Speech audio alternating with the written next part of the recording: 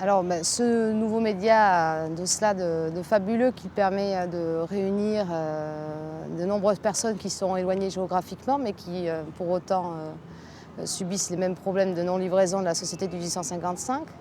Donc il a pour avantage de pouvoir informer un maximum de personnes dans un temps de réaction très important. Et c'est en cela qu'il est très avantageux puisque la personne a accès à une information générale, rapide, actualisée, se sent soutenue et non plus seule face à la difficulté. Et c'est un outil extrêmement important dans le cadre des actions collectives.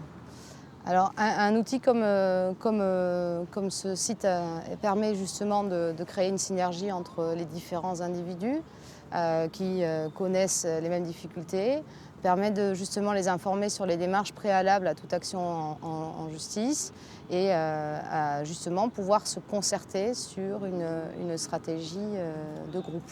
L'affaire 1855.com est née très simplement des non-livraisons des bouteilles commandées par les clients lésés par 1855.com, commandées et prépayées par avance. Ces non-livraisons sont devenues de plus en plus récurrentes au cours des années. Et effectivement, l'enfer prend une telle ampleur aujourd'hui parce qu'elle a été relayée publiquement dans les médias, y compris les médias généralistes tels que Ma Vérité Sûre.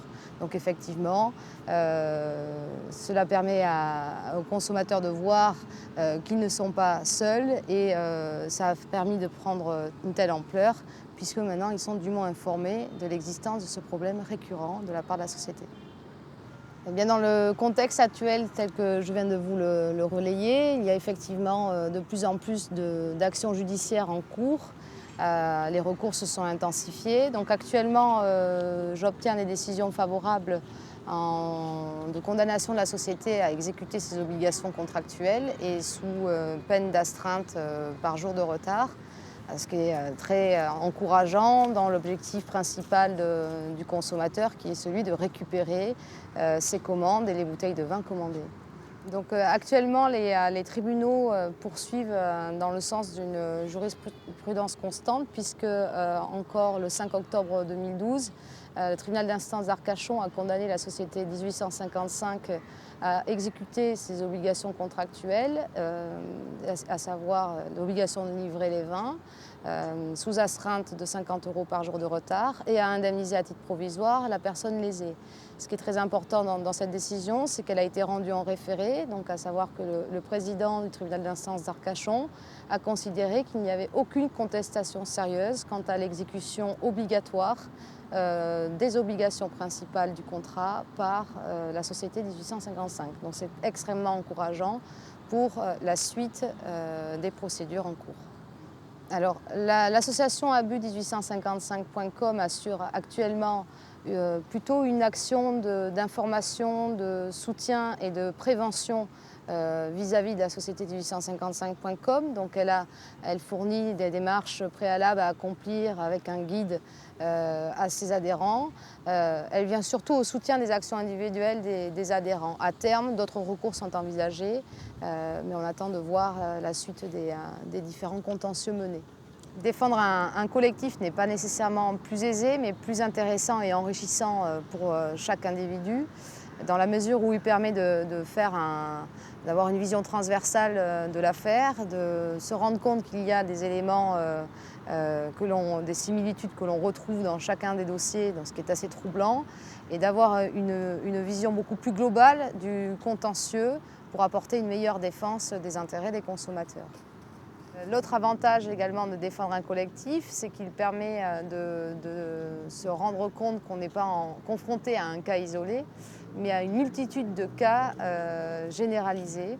Et ce qui donne à peu près, on peut s'interroger en tout le moins sur l'ampleur des difficultés et des agissements de la société 1855. Donc pour l'instant, les seules difficultés que j'ai pu rencontrer jusqu'alors sont des difficultés d'exécution des décisions judiciaires obtenues, puisque nous sommes très souvent forcés de passer par le biais d'un huissier pour obtenir les condamnations pécuniaires qui ont été jugés à l'encontre de la société 1855. Mais pour autant, il est important de préciser malgré tout qu'au vu de l'augmentation de capital qui a été réalisée au mois de juillet 2012 par la société 1855, ainsi que le rachat récent de la société Les Caves de la Transat, que l'on voit bien que la situation financière de la société 1855 se porte très bien et n'est pas sujette à caution. Donc il s'agit plus d'un défaut d'exécution volontaire plutôt que subi. Comment j'explique les agissements de la société 1855, bien qu'il ne s'agisse que de suppositions?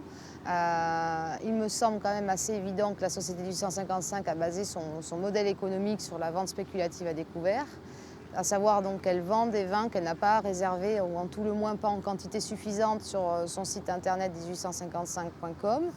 Et a fortiori qu'au moment de la livraison des commandes, elle n'est pas à même de les livrer, dans la mesure où le prix des bouteilles 3 ans plus tard est beaucoup plus cher que le prix auquel elle a vendu ces bouteilles à ses clients. Donc effectivement, elle ne livre pas dans ces conditions. Même si il peut paraître aussi assez étonnant que certaines bouteilles dites en stock sont également non livrées par la suite. Donc il y a de quoi s'interroger sur les agissements de la société. D'une part, surtout pas céder face à la pression en se disant qu'on est seul confronté à une montagne, ce qui n'est pas du tout le cas. Justement, l'émanation abus 1855.com permet un regroupement des individus, donc ça apporte un certain poids à notre action. Il faut bien évidemment agir en justice, solliciter, à mon sens, la condamnation à livrer les bouteilles de vin sous astreinte parce qu'il s'agit de l'obligation principale de 1855 et non pas simplement le simple remboursement des acomptes qui ne permet pas l'indemnisation intégrale des préjudices des personnes lésées. Et puis continuer à mener le combat. Ce qu'il faut bien comprendre à titre préalable, c'est que le procureur, le ministère public ne peut pas s'autosaisir. Donc dès lors que personne ne porte plainte directement auprès du procureur, il n'y a effectivement pas de poursuites qui sont mises en place par la suite. Il est évident aussi que beaucoup de personnes, en vertu de la modicité de leurs commandes, n'ont pas pour le moment souhaité agir de façon contraignante et que l'association abus 1855.com, étant un groupement collectif, permettra sans doute de remédier à cette situation et d'avoir des actions déterminantes. Alors, les actions que je compte mener sont déjà celles que j'ai d'ores et déjà mises en place, de faire condamner la société 1855 à chaque fois que je serai saisie par un consommateur à livrer les bouteilles de vin de mes clients. L'objectif premier étant, il ne faut pas l'oublier, l'obtention des bouteilles commandées. L'objectif, hormis celui d'obtenir les bouteilles de vin commandées, l'objectif plus général de ces actions, c'est tout de même d'obtenir des décisions qui ont pour but de moraliser les pratiques commerciales sur Internet, de contraindre la société 1855 à respecter ses engagements, respecter ses clients et respecter les vins eux-mêmes. Les autres sites où apparaissent actuellement ces problèmes de livraison sont également des sites qui appartiennent au groupe 1855, à savoir caveprivé.com et Château Online, rachetés en 2011 par la SA 1855, et qui effectivement font montre des mêmes difficultés de non-livraison, principalement des primeurs commandés par les clients de ces sociétés.